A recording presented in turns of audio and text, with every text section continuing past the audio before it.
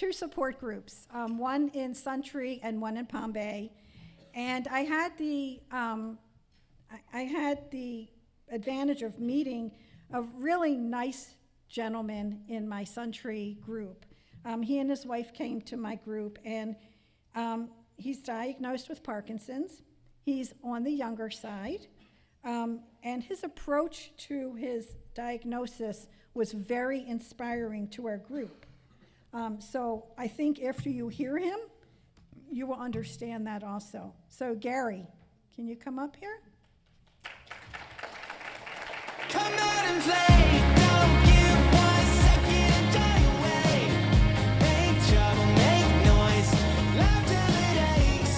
How will you spend your time? You got a lifetime supply.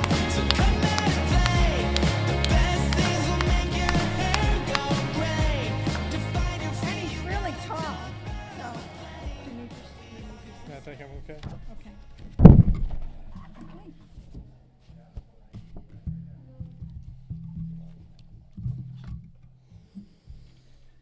Like she said, my name's Gary Woodmansee, and it's a pleasure to be here this morning.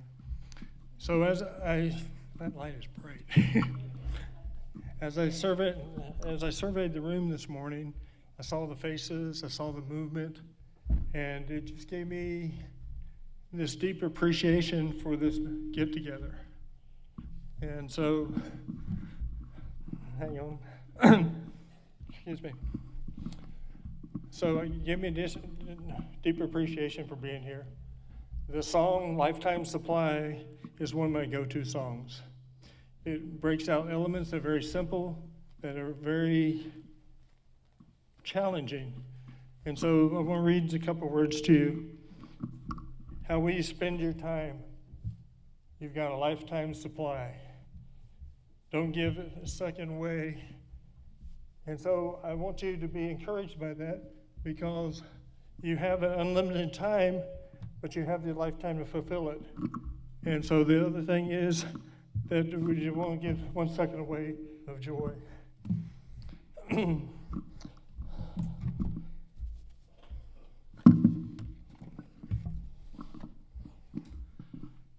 Parkinson's, for what purpose? I look at, I'm 66 years old, and I've been living with the effects of early onset Parkinson's disease for 16 years. I take medications 24 hours a day, every 2 hours.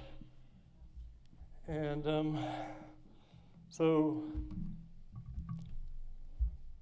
I went through roughly 18 months of trying to diagnose what I had. And so all the test results came back with essentially the same thing. You're very healthy, but you have some unusual things going on. And it was frustrating because I knew I had Parkinson's before I was officially diagnosed. So give me a show of hands of you that knew you had Parkinson's before your official diagnosis. Yeah. Yet that official diagnosis made everything frighteningly real. Suddenly, when you get that diagnosis, life changes for you.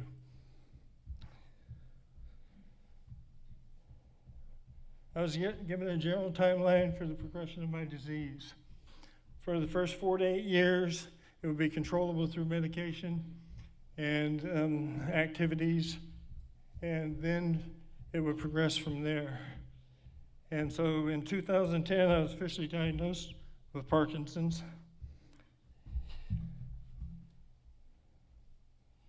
And it was the first 6 to 8 years were supposed to be controllable through medications. And then leading into my 10th year, where it would be more aggressive and life impacting. After 4 years since my diagnosis, I had to leave the workforce. And from debilitating effects. And then in 2014, after 4 years, trying numerous medications, the dreaded brain fog, and episodes of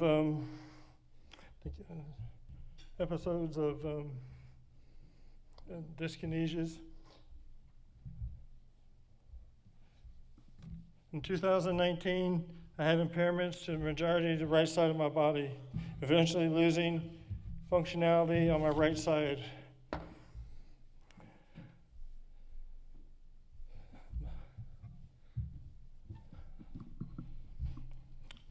So what I want to talk about now is why me? Everyone has a way of processing their own life-impacting news. For me, I choose not to go down the unanswerable question path, why me?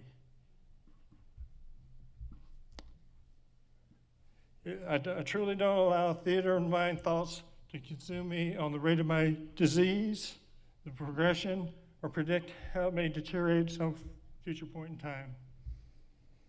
It's far too easy for negativity to refocus to your give a damn to, well, not give a damn. I strive in my personal life to be as genuine as practically possible. It's uplifting to be surrounded by those who are genuinely joyful. When you encounter individuals by their own choosing who are joyless and casting seeds of doubt, run away, run away. It only takes a moment for negativity, fatigue, and pent-up frustrations to produce a volcano of seething anger, spewing forth with foul in the air with sad, sad words. No one wants to be around that. When you dwell on why me, it drains your joy. Focus on what you think your life isn't. Is it just me? Or when you encounter others with Parkinson's that are struggling, do you do a self-assessment to see if you're doing better than them? Well, that's just wrong. I'm highly aware of others are watching me due to my size, Parkinson's expressions, and very intentional in projecting joyfulness. That said, I'm genuine to a fault and would never be. I'm certain there's those who are thinking, well, that's easy for you to say until you live my life every day. You're always an example of those you encounter. It's a choice if it's a good example or a bad example. What purpose?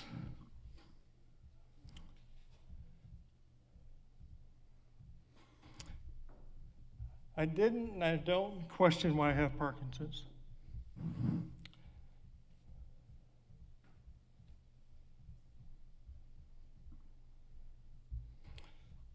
So when I first came down with Parkinson's, I sincerely prayed for 2 years. I said, let me find a purpose through my Parkinson's. And I heard nothing. I was like, what should I be doing? What's the purpose of my disease? And so then after 2.5 years, the answer came back to me and it was steadily upsetting because it was so simple. The things are still the same. When you care for each other and look after people and help with their needs, sometimes somehow it helps you. And so I live like that to get involved in other people's life and genuinely sow seeds of joy. There's a simple word, is, that I found to be the foundational for our family. It's a simple word, is, and it's not necessarily good or bad, it just is. So my wife and I are together 24/7. It's not good, it's not bad, it just is.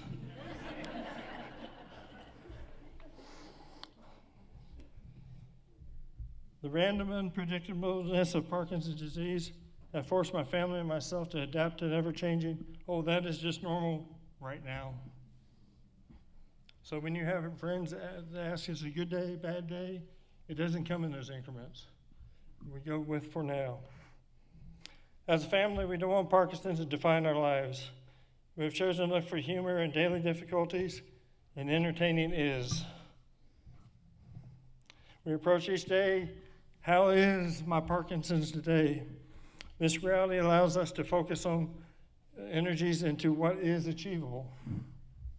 By God's all-sufficient grace and loving assistance of my wife, family, and others, I press on, encouraging myself and those I encounter with humorous stories of redefine what is possibly possible. I wonder if our minds are so filled with rules and perceived limitations that our first thoughts are not likely to be reasons or excuses for why something can't be done. I love to make up words. They're attention grabbers. One of my favorite is possibilism. Possibilism is to think creatively without constraints or limitations. So often amazing things happen when you consider what could be possible. One night, my right hand and arm was incapacitated through Parkinson's. And I got up and I had a table next to me and I knocked a glass of water off. And so, remember, my arm and hand were unfunctional. And suddenly, my right hand shot behind my back, grabbed the cup, cradled it, and grasped it without spilling a drop. So now I'm standing there with the cup behind my back, because my arm no longer works. So I had to awkwardly work my hand around with my arm, and so to get it to return it to its place.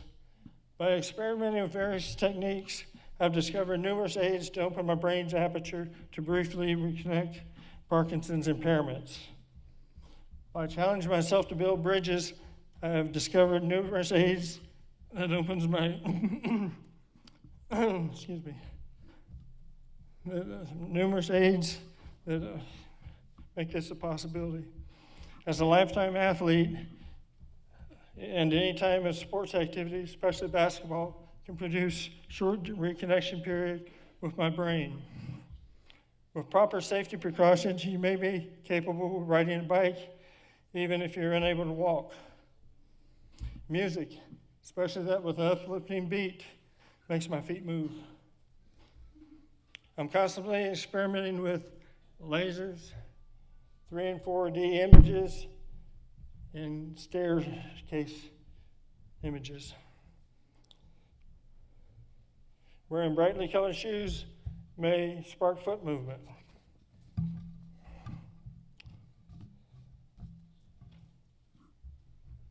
So in closing, I want to challenge you, lay out a challenge for you.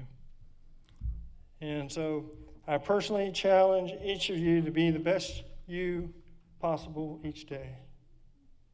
Knowing some days it can be overwhelming, struggling to find your joy. Actively explore a lifetime of personal triggers that your brain and muscles can instantly recall to redefine what is possibly possible in God's greatest design, you. Finally, press on with joyful purpose, actively interact and encourage others on their own personal Parkinson's journey who won't, don't, or can't yet. Thank you very much.